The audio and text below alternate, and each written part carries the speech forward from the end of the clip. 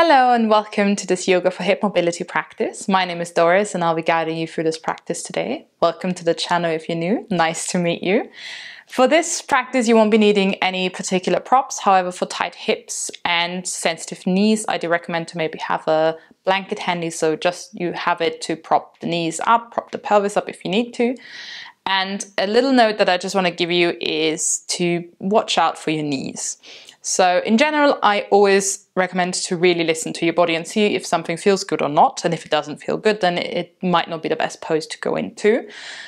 In particular, when we talk about hip mobility or hip positions, then sometimes when the hips are tight, it might be that the knee kind of overcompensates, and the joints are something that we really don't want to mess with. And the knee in particular, if you look at just the anatomy of the knee, what it can do is stretch and bend. It's not really meant to twist to the side, which is what we do from our hip joint. However, when that's tight, sometimes we can rotate the knee a little bit too much. So at any point, if you feel pain, discomfort in the knee, then maybe try and modify the pose, go a little bit more out. I'll walk you through that as well. But that's just a really important tip I would like to give you before we get started. And then whenever you're ready, I'll meet you on the mat. So we're going to start in a tabletop, and for this I recommend to have the knees a little wider than hip width apart and the feet together, and this might be already somewhere where you'd like to pad the knees. I'm going to go into a little cat-cow child's pose flow. So on your next inhale, dropping the belly, lifting the gaze perhaps, and then exhale to round the spine as you sink the sit bones back towards the heels, maybe the forehead comes down to the ground. Inhale to rise up again, dropping the belly, lifting the gaze. Exhale, sink it back down. Just a few more rounds here. Maybe you'd like to make it a bit more of a flowy movement where you're not really stopping. Or maybe you'd like to take your time, a little bit of a break in between, whichever suits you best.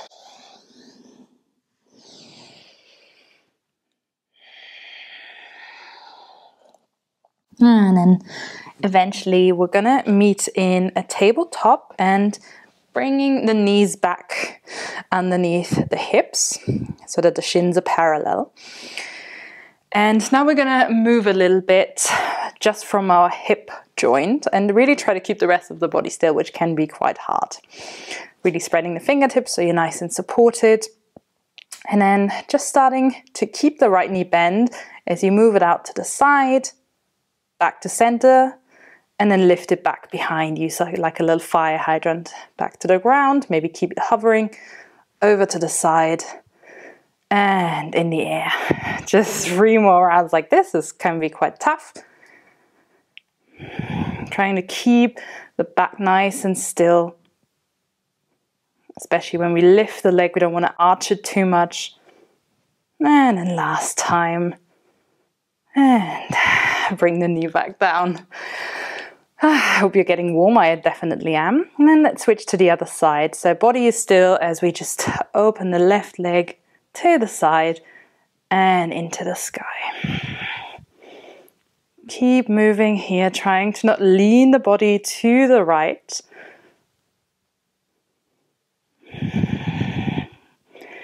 Two more rounds. Be glad you don't have to narrate this. And then last one. And bring it back down. Sit your sit bones back. And then bring your legs out in front. Soles of the feet together. And this is maybe where you'd like to already prop the sit bones up, as I mentioned in the beginning, and have the hands onto the ankles or perhaps interlacing them around the toes, and then just allowing the knees to move up and down, trying to keep the spine nice and upright.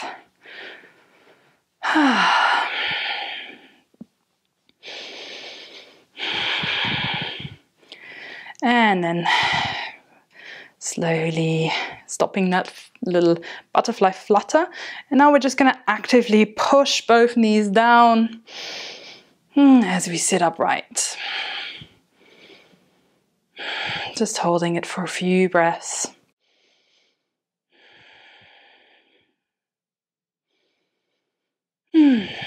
Last breath in. Last breath out. Release the tension.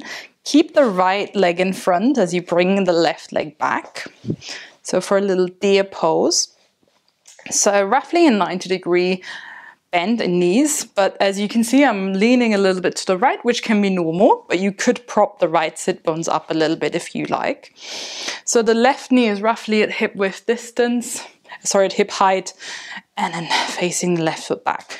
We just want to prop up here onto the fingertips, facing the right leg, flexing both feet, so pushing the heels away as you pull the toes towards you, and then perhaps folding over the right leg, maybe pushing a little more into the right hand, maybe on your right forearm or on your right hand, just pushing a little more to the left, as that's where we tend to lean. Glutes are active, especially the left glute. 3 breaths in this position.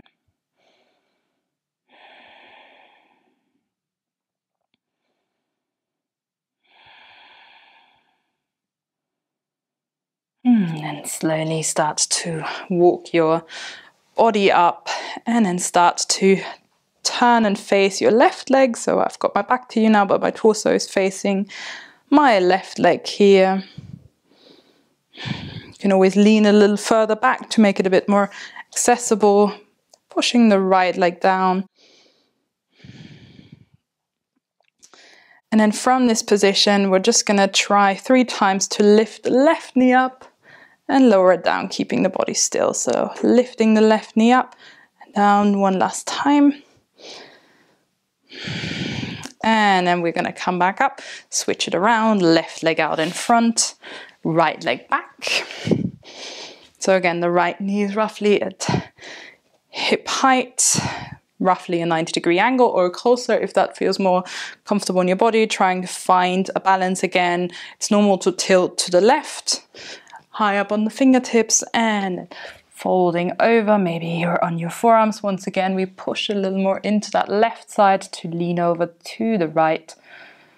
Feet are flexed. Maybe you can feel the difference.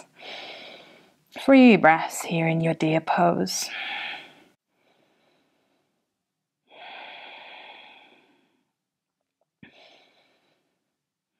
And then gradually walk the hands up. Start to lean more towards the right leg here. Push the torso up. Maybe you can feel that in the outer right thigh. And then 3 times, we're just going to try and raise the right knee, lower it down, back, lift it, and one last time. Great. Bringing the right leg forward, and then perhaps just by having the crossed knees, you can make your way over into a tabletop, or perhaps you'd like to swing your legs over to one side. And now again, this might be somewhere where you'd like to pad the knees. Bringing the right foot forward, wide stance here, so both hands are on the inner side of the right leg. And then we're going to come up. So it's a boxy lunge. So we're not sinking into the hips, but we're trying to find like a 90 degree roughly in both knees.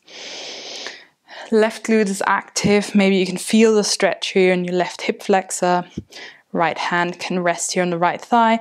Inhale to lift the left arm and just lean over to the right.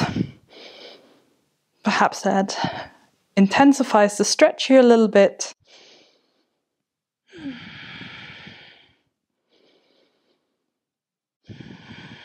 And one more breath in and one more breath out.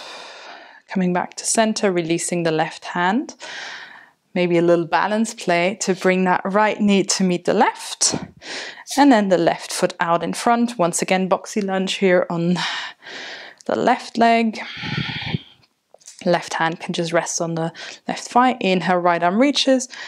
Exhale, leaning over to the left. Right glute is active here. Really activating that whole right leg.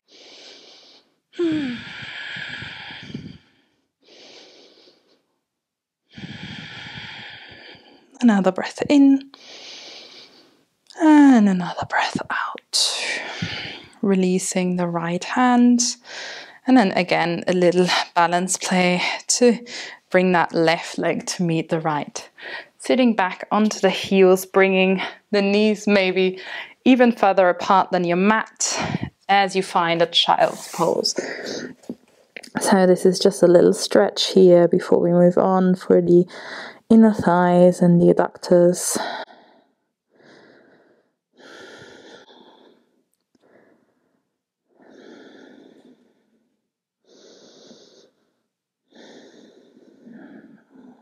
One last breath here. And walking the hands towards the knees. And allow yourself to unravel, bringing the knees together. And once again over through one side, out in front. Feet on the ground, hands behind you just to support you. So maybe you have the arms in this V shape. And we lean a little bit back so you can bring the right ankle on top of the left thigh. Once again, we want that right foot to be active. We push the right knee away from you. You can always experiment with bringing that left leg closer, but we really want to have space in the back rather than sinking in here. Maybe stepping the foot a little further away. Proud chest as we draw the shoulder blades together.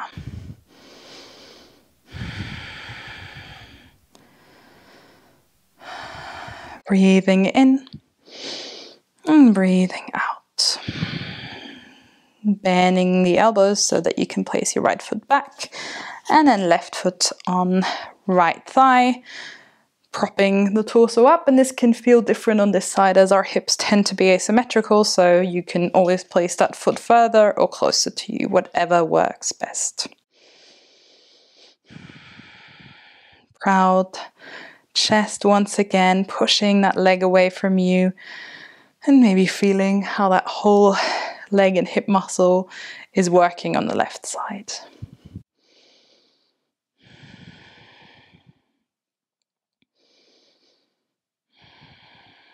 A final breath in your seated pigeon. And bending the elbows so you can release the left leg, maybe just stretching out your legs in front. And then we're going to find a seat. And then we're going to finally go into baby cradle. And this is, again, one of the poses where you really want to be aware of your knee. So in a cross-legged seat, I'm going to lift your right leg off and then just left hand to your right foot, right hand to your right knee, and just cradle that leg. That might be for you, perhaps bringing the right foot into your left elbow crease, right knee into right elbow crease, and then maybe cradling your baby like this, whichever one works for you, maybe something in between. You could interlace the hands here and just cradle your little leg baby. Moving side to side.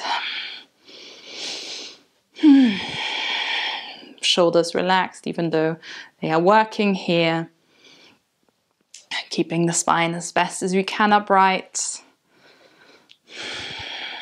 A final breath for your baby, your leg baby. And then very gently place that leg down, releasing the hands as we switch sides. So again, right hand to left foot, left hand to right knee. That might be for you. Maybe left foot into right elbow crease, maybe left knee, left elbow crease. As we cradle our left leg baby now.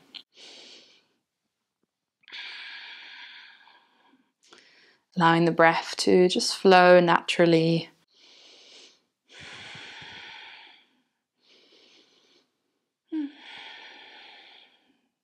Tall spine.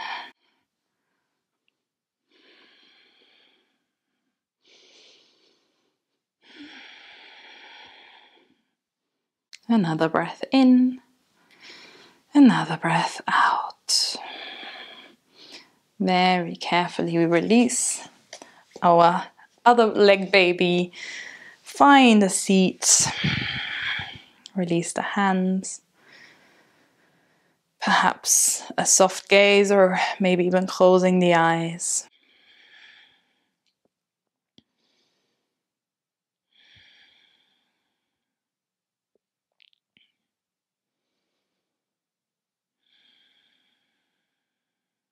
Noticing how you're feeling, connecting to the hips.